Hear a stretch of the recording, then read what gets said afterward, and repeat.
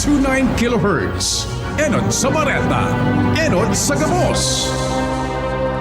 Ang DCGB, miyembro kan KBP, kapisanan ng mga broadcaster ng Pilipinas, ang oras niya to mga tugang alas 12:04. Ipinipresentar kan Radyo DCGB ang kabilugan kan mga baretang kinalap kan pinagsarong puwersa kan News Center asin Mega Force Patrol. DCGB Bareta alas 12. DCGB Bareta alas 12. Mga pinakahuring pangyayari sa Kabikolan, sa nasyon asin ibang parte kan kinaban. Ibabareta na ngunyan. DCGB Bareta alas 12. Ngunyan ang sa inyong tagapagbareta. Diyos maray na odto po sa Indo Gabos, mga tugang ngunyan na aldaw nin Biyernes, Agosto 22, 2025, ini ang Bareta alas 12. Kami po ang sa Indong mga tagapagbareta. Ako po si Gina Ritterly. Ako man po si Bert Nunez. Headlines kan darakulang mga bareta sa lado lokal preemptive evacuation sa apat na purok kan barangay Masarawag, Ginubatan, Albay, formal nang ipinautob kasabagong aga. Balangaw kan Ibalong art exhibit tampok ang 72 artworks kan mga artists gikan sa apat na probinsya kan Kabikolan. 258 mga pulis i-deploy sa palibot kan syudad sa durasyon kan Ibalong Festival 2025. Hunta Probinsyal kan Albay kakahuruno ni Governor Noel Rosal para tukaron ang mga plano para sa probinsya. Sa lado nasyonal, Pamilya Diskaya nagtrending sa revelasyon na yuminaman dahil sa mga DPWH project. Manila Representative Rolando Valeriano, kumpiyansang mabubutingkay kang Infracom ang katotohanan sa flood control project issue. Senador nagpatanid na isi-zero budget ang flood control projects kapag dain napakarhay kan DPWH ang sa indang sistema. Panahon pa ni Villar sa DPWH, may ghost projects na sigun kay Senator Jinggoy Estrada.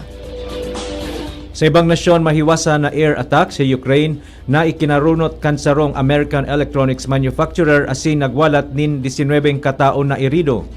Sa lado ning sports, John Amores naglalaom na makakabalik na sa PBA. Yan po ang headlines ngunyan sa mga detalyes kan mga bareta. Ang baretang ini hatod sa Indukan. Plemex for Kids. Mommies, agapan agad ang ubo at plemang nakabara.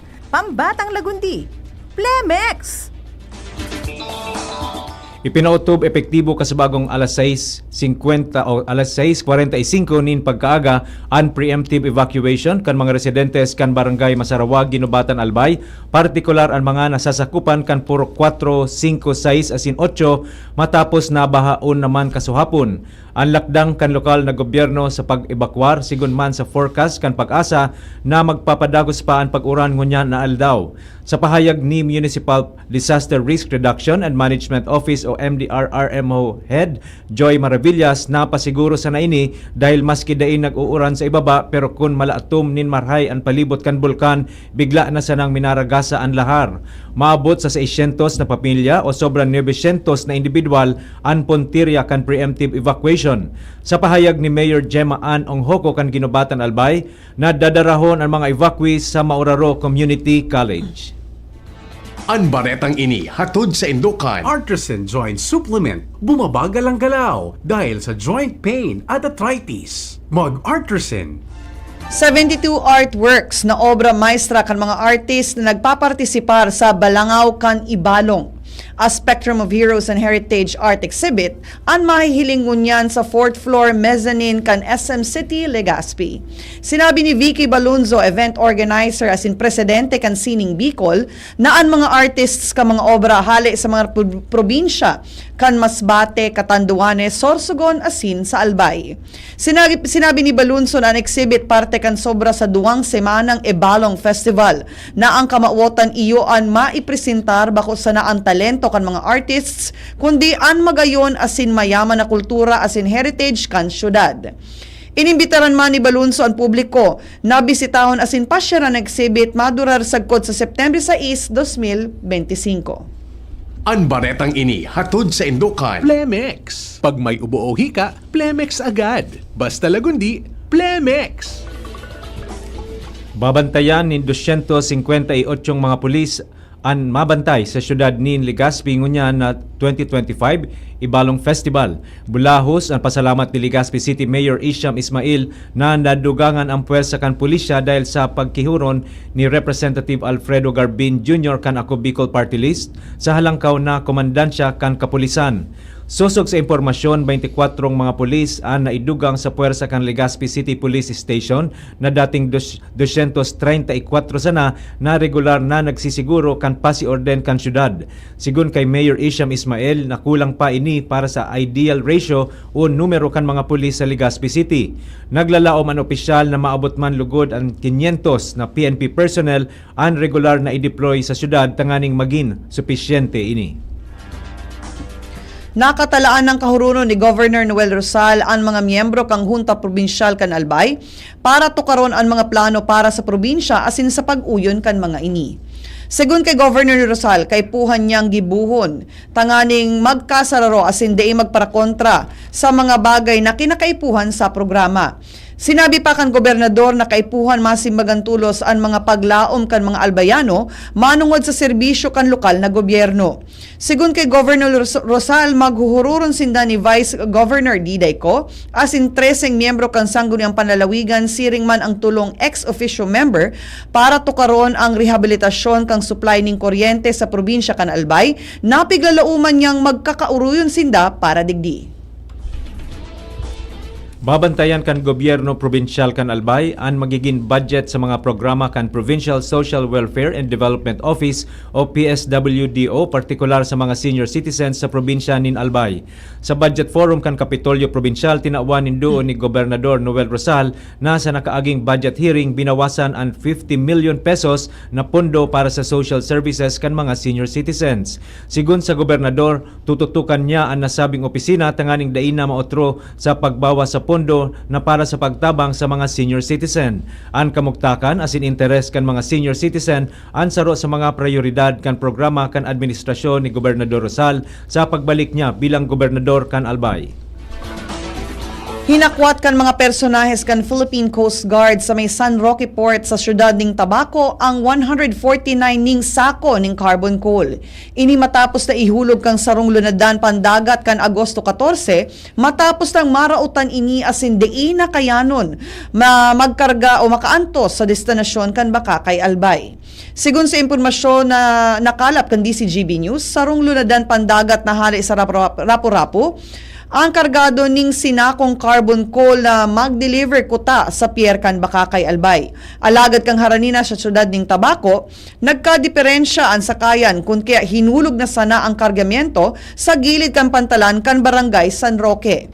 Tulos man nagresponde ang mga otoridad sa insidente. Ang na-recover 149 ning sako ning carbon coal na pinag-turnover sa PNP Maritime Group para sa magkakanigong disposisyon. Alagad posible man na masangatan ning kaso ang mga responsable sa nasabing insidente. Kinonfirmar ni Dr. Cedric Daep, ang Chief of Staff ni 3rd District Representative Adrian Salceda, na nakatalang ilansar ang Artificial Intelligence Institute sa Oktubre ngunya na taon. Sigun kay Daep, ini ang ipigbusol ni Salceda sa pakikipagtabangan sa TESDA sa paagi ni TESDA Secretary Jose Francisco Benitez.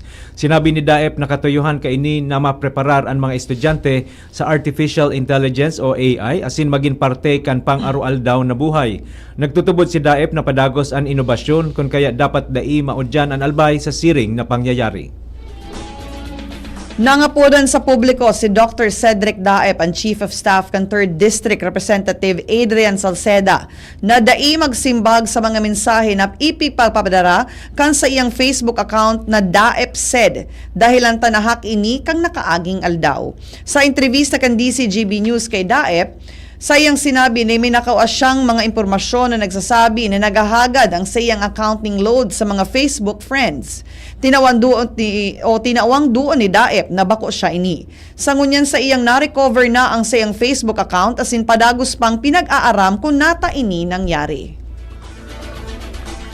Nangapodan ang Land Transportation Office o LTO Bicol sa mga motorista asin tricycle owners na nagrehistro kan sa indang behikulo kan 2017 na day pa nakakaresibinin plaka na bisitahon ang Oplan Plaka Check Vehicle Station sa indang old office sa Barangay Rawis, Legazpi City sagkod alas 5 at diyan na hapon. Sigon kay LTO Bicol spokesperson Jaime Roperez, an Oplan Placa Check vehicle naglilibot para maging marhay and plate distribution asin maging accessible sa gabos na may mga sadiri. Sinabi niya na ang inisyatibong ini para sa mga motorista asin tricycle owners na nagbakal asin nagparehistro sa rehiyon kan 2017 asin nakapagkomple nin magkakanigong mga dokumentos. Pinag-aadalan pa kan lokal na gobyerno kan Daraga Albay ang proposal kan Protec Construction and Development Corporation na makasupply ng bulk water para ma-address ang problema sa kakulanganing tubig sa munisipyo. Sigun kay Daraga Mayor Victor Perete, meski kayang magtao kan Protec ni magkakanigong tubig sa munisipyo, sinabi niya ni diretso man gilayon kan Prime Water na mag-supply ng tubig asin maintenance sa gabos na water facilities sa Daraga. Dagdag pa ni Perete na nagpurmisa ang Prime Water sa committee hearing na magkakaigwan ng desisyon sa loob ng 3 bulan. Siniguro naman kan alkalde na ang mga Daragenyos na matatauhan ng solusyon ang nasabing issues. Mga tugang iyan po ang enot na parte kan sa tuyang Bareta alas 12 sa Bareta Nyato sa Lado Nasyonal at Sini Bapa pagkatapos kay ni. Pre, makinig ka muna. Payong kaibigan. Tagustabi ka mo sa Legazpi. Land of brave hearts, bright smile, and the biggest celebration of who we are. Ibalong Festival. It is not just what you see, it's what you feel. The rhythm in our streets, the warmth of our people, and the hero in every Bicolano you'll meet. Ibalong lives in how we stand strong, how we celebrate life, and how we show the world what it means to be a Bicolano. Heroes are not just in stories, they live in all of us. Come to Legazpi, awaken that hero within. This year's celebration is bigger, brighter, and bolder than ever. Opening fireworks display, Ibalong Exhibit, Art vs. Cancer, Shades of Strength, Ibalong Agri Trade Fair, and Beer Plaza. Grand Opening Parade, Ibalong Festival Boxing Competition, Eucharistic Mass, and Ibalong Opening Concert.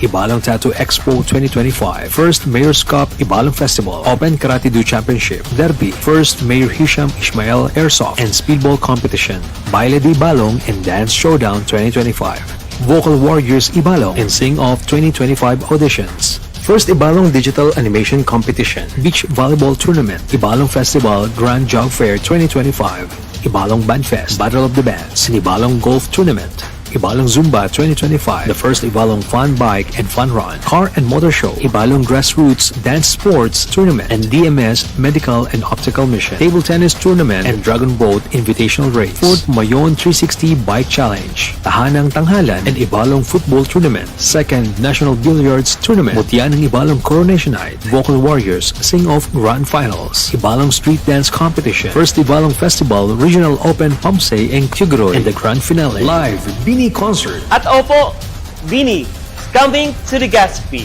Kaya, don't miss it!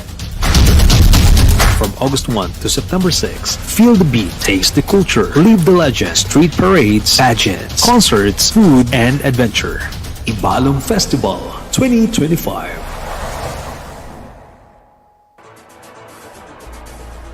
Balik po kita sa Bareta alas 12 para sa mga detalyes kan mga Bareta sa Lado Nasyonal at Sini Bapa. Nag-viral ang entrevista kan makaaging taon sa mag-agom na Diskaya kung saan inako nindang naging gateway para gumayon ang buhay ninda kan maging contractor sinda kan Department of Public Works and Highways o DPWH. Sa nasabing vlog, ipigbida pa ni Sara Diskaya asin Curly Diskaya ang 40 LUS na luxury vehicles na pagsadiri ninda. Inistorya man kan mag-agom na nagpuon sinda sa saradit na DPWH projects sa paagi kan bidding bago dit na nakakuan in mas darakulang kontrata. Sigon kay Sara, minantinir nindang mas hababaan sa indang presyo sa bidding kaya sinda nang gagana sa mga proyekto. Sinabi man ni Curly na parambong ninda ang negosyo sa paagi kan pirming pagtataon nin di kalidad na resulta.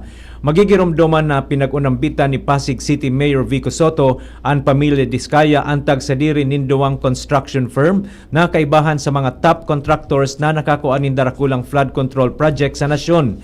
Kasunod ini kan ipinaluwas na listahan ni Presidente Bongbong Marcos kan top 15 flood control project contractors. Mantang kontrobersyal ngunyan na DPWH and DPWH dahil sa mga ghost flood control projects na nasiirip dahil sa pauruotrong pagbaha sa nasyon. Kumpiyansa si Manila Representative Rolando Villarriano nakakayahon kang House Infra Committee na maimbestigar sa alegasyon nin korupsyon sa flood control project kang gobyerno. Nagtutubod si Villarriano na ang Tri-Committee ang tamang venue para ibiklad as in i-validate ang mga alegasyon nin korupsyon kaibahan ang mga pigsasabi ni Senator Panfilo Lacson sa siyang privilege speech. Kan Merkules inapulbaran kan Kamara ang House Resolution 145 na may kamawotan na bilugon ang House of Infra Community na kumpuesto kan Committees on Public Accounts, Good Government and Public Accountability as in Public Works and Highways. Mantang sa hiling ni Villarriano, unfair man ang sweeping accusation kan Kamara imbis pangaranan ang pig-aakusaran kan kongresista. Nagtutubod man si Villarriano na maaaraman kan publiko kung paluwas na sana ang gigibuhon na investigasyon. Nagpatanid si Senador Sherwin Gatchalian na isi-zero budget ang mga flood control projects kundi ipapakarayon kan Department of Public Works and Highways o DPWH ang sistema sa mga proyekto. Iniyan siniguro ni Gatchalian sa tahaw naman kan maanumalyang proyekto para sa flood control asin mitigation na nadiskubre sa nagkapirang mga probinsya sa nasyon. Sigun kay Gatchalian, da isinda matugot sa Senado na taawanin pondo ang proyekto kundi mapapatultul kan DPWH ang sa indang ahensya. Ipapareview man ni Gatchalian ang proseso ng mga flood control projects dahil kung mantinido ining turos, sigurado na aabusuhan sana ini kan mga contractors asin sindikato. Pipahigpitan man kan senador ang bidding process sa mga infrastructure projects asin tinawanin doon ang paggamit nin bagong teknolohiya dahil ngunyan mano-mano ang pigigibong bidding. Sa siring na paagi, maiibitaran ang human intervention na nagiging kausa kung nata nagresulta sa guni-guni ang mga proyekto. Nagtutubod si Senate President Pro Tempore Jinggoy Estrada na haloy ng problema sa Department of Public Works and Highways o DPWH ang mga ghost project o peking proyekto maski kan Secretary pa kaini si Mark Villar. Sigun kay Estrada, nadakul pang pagkakataon na dayaram kan DPWH. Sinabi niya na ang mga nagigibo ning kwarta, ang mga nasa baba na kinakabilangan kan mga regional directors, district engineers, mga DE ng pigpapangaranan sa Haralangkaw o DE pigpapaaram sa Haralangkaw na opisyal kang mga departamento. Sinabi ni Estrada na may sabwatan ang mga district engineer as in regional director, kaibahan ng mga opisyal kan Commission and Audit tanganing manipularon ang mga proyekto kan gobyerno. Pinanindogan kan Malacanang na complete failure si Vice President Sara Duterte kan pamayuhan kaininin maabot sa 2 taon ang Department of Education o DepEd. Ini matapos mag-rest back ang Vice Presidente asin tinawanin doon na totoo man na nawalat na ang sistema kan edukasyon kan Pilipinas kan ibang mga nasyon asin kan magdimitir ini pinugulan pa siya ni Presidente Ferdinand Marcos Jr. Sinabi ni Palace Press Officer Attorney Claire Castro na mismong ang Vice Presidente ang nag-ako na saro ining mga aktibidad na wala ining expertise sa pagbilog sa matatag curriculum dahil bako ining hali sa sektor kan edukasyon.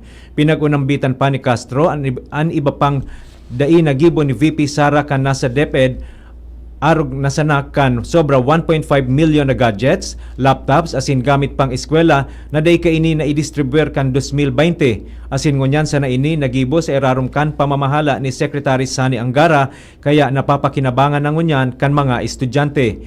Kaibahan man sa dai na aksyonan kan Vice Presidente ang sobra 100 million pesos para sa ghost students dahil sa fake vouchers kan panahon kaini asin marhay na sana na diskubre tulos ni Secretary Angara.